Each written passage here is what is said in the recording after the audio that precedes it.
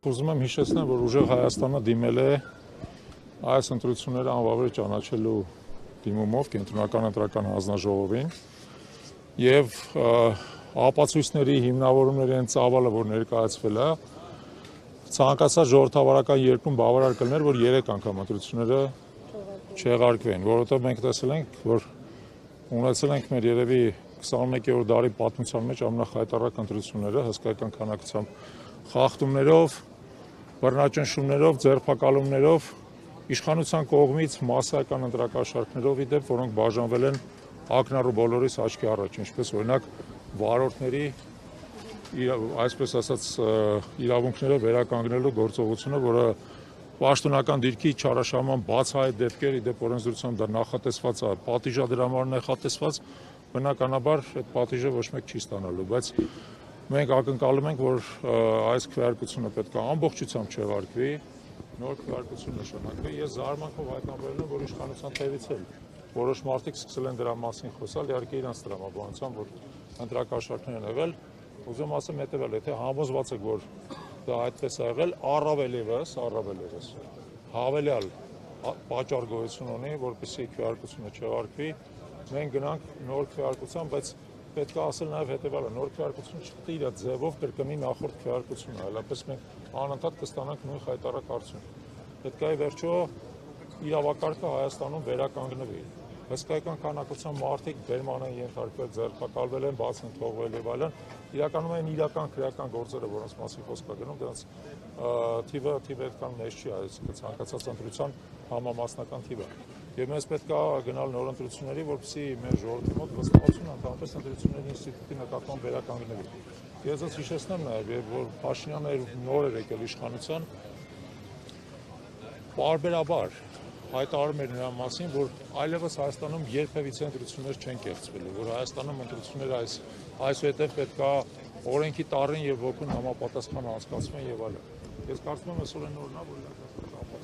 պետք է չեղարկեն այս ընտրությունների արդյունքները, մեր ժողովուրդը գնա նոր ընտրությունների եւ իսկապես համոզված լինի նրա մեջ, որ ընտրությունները արտացոլում են իր հավաքական ոգին։ Այլ բարակայում հանրային փողոցի գեներացիա եք նախատեսում, ինչ է նախատեսում ընդդիմությունը, ինչ եք խոսել, քննարկել։ Տեսեք, ես չփորձեմ ամբողջ ընդդիմության անունից խոսել, կարծում եմ որևէ մեկը չի կարող, առավելես հասկանում եք, որ ընդդիմությունը դա մեկ կառույց չի, մի քանի կառույցներ են, որոնք 3 կառույց ընտրական շեմն են հաղթարում, եւս մի քանիսը մասնակցել են բավական մեծ թվով ձայներ են հավաքել, ուստի դա միասնական որոշում պետք է լինի, ես իրանց փոխարեն չպատասխանեմ, բայց ես ուզում եմ ասեմ հետևյալը. եթե դա տեղի չի ունենում, մեր երկիրը հաստատ հայտնվելու է անկայունության փուլի մեջ, որովհետև եթե չկա լեգիտիմ իշխանություն, եթե չկա վստահություն նրա նկատմամբ, որ այն իշխանությունը, որը կառավարում է, իսկապես ժողովրդի կողմից է ստացել այդ մանդատը եւ ոչ թե իրավապահ համակարգին անխղճաբար շահագործելու միջոցով, ապա այդ իշխանությունը բախվելու է խոչընդոտների ամեն քայլափոխին։ Ես դրանում համոզված եմ։ Առավել ևս մեր երկրի դեպքում, որը գտնվում է աշխարհաքաղաքական շատ բարդ վիճակում, ցանկացած իշխանություն պետք է ունենա լեգիտիմության բարձր պաշար, դրանում որևէ կասկած չկա։ Դիտորդական առաքելություն իրականացրած որոշ կազմակերպություններ եւս արձանագրում են, որ օրինակ ընտրությունները այո կեղծիքներով են անցել, հաշվի առնելով, որ նշելով, որ ուժեղ Հայաստանից օրինակ 177 անձի մեղադրանք է առաջադրվել կաշառք բաժանելու, կաշառք վերցնելու հոդվածով, նույնիսկ ձայնագրություններ կան բազմաթիվ հրապարակված հակակոռուպցիոն կոմիտեի կողմից, օրինակ մի ձայնագրության մեջ մի կին ասում է դոլարներս ուր են եւ այսպիսի բազմաթիվ ձայնագրություններ 177 անձի ինչու է մեղադրանք առաջադրվել ուժեղ Հայաստանից։ Տեսեք, նախ ուզում եմ ձեզ ասեմ հետևյալը, որ այդ ընդհանուր, այսպես ասած, օպերացիայի մասը էր վարկաբեկելու ընդդիմությունը։ Այն որ 177 անձի մեղադրանք է առաջադրվել, դեռ չի նշանակում, որ 177 անձ մեղավոր է։ Եկեք հիշենք, որ մեր երկրում գործում է անմեղության կանխավարկածը, ես պրակտիկորեն համոզված եմ, որ այդ մարդկանց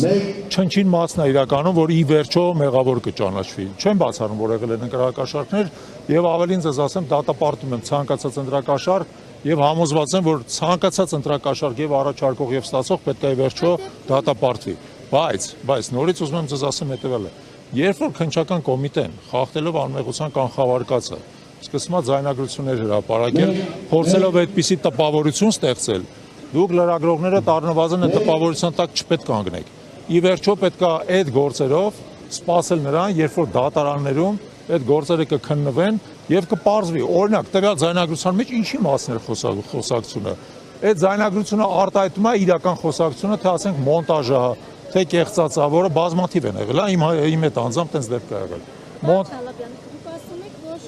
պետք է գնալ նոր ընտրությունների։ Դուք գնում եք նոր ընտրությունների այն իշխանության հետ, որը ըստ ձեզ ընդդիմությանը վարկաբեկելու համար 177 անձի գլխին սարքել է։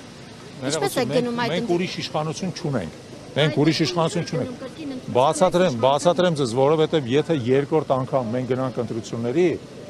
արդեն այս իշխանությունը շատ ֆունդամենտալ կերպով վարկաբեկված կլինի, որտեղ եթե այս իշխանությունը չկարողացավ նորմալ ընտրություններ կազմակերպել առաջի անգամ, նա հեղինակազրված լինելու եւ շատ ավելի լուրջ կաշկադված լինելու երկրորդ անգամ պատահական չի։ Մի րոպե մատ վերջացնեմ։ Չէ, լսեք։ Նիկոլ Փաշինյանին հեռացնելը, բայց դուք պետք է հասկանաք, որ դա մեկ աստծո ակտ չի, երկնքից կայծակ չի գնելու իր գլխին։ Նիկոլ Փաշինյանին իշխանազրկելը կարող է պահանջի բազմաթիվ գործողություններ։ Դրանցից մեկը օրինակ երկրորդ անգամ ընտրությունների գնալ, բայց այն պայմաններում, երբ որ այս իշխանությունը շատ ավելի կաշկանդված լինի։ Դուք պետք է հասկանաք, որ եթե մենք համբերություն ունենք պայքարելու, դուք էլ սիրելիներս համբերություն ունեցեք մեր հետ միասին։ Բացատրում եմ ձեզ։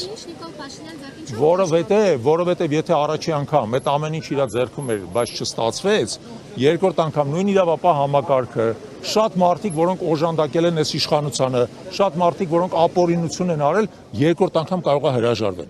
Դա է հիմնական տրամաբանությունը, ու ձեզ ասեմ, պատահական չի, որ ընտրությունները չեղարկելու պահանջով դիմում է ընդդիմությունը, ոչ թե իշխանությունը, որը խոսում է ընտրակաշառքներից, որոնք իրանք հստակ հասկանում են, որ իրանց կատարած խախտումները մասշտաբներով հազարապատիկ ավելի մեծ են։ Դրա համար են իրանք վախենում նոր ընտրություններից։ Եվ հենց դրա համար է կարևոր փորձել գնալ նոր ընտրությունների։